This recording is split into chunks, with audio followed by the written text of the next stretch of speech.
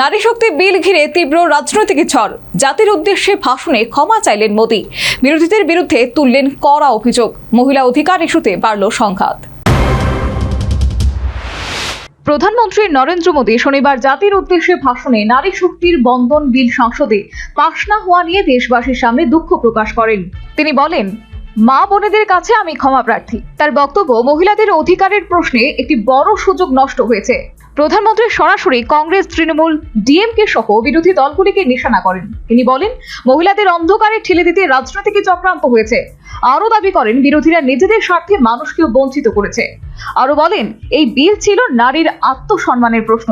তার মতে, নারী শক্তি বন্ধন বিল কেবল আইন নয়, দেশের সব প্রান্তের মহিলাদের রাজনৈতিক শক্তি বৃদ্ধির এক ঐতিহাসিক উদ্যোগ ছিল।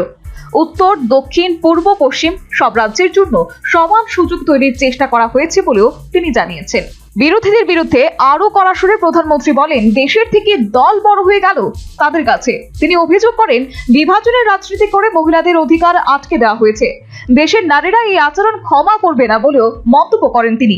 অন্যদিকে বিরোধী শিবির পাল্টা আক্রমণ।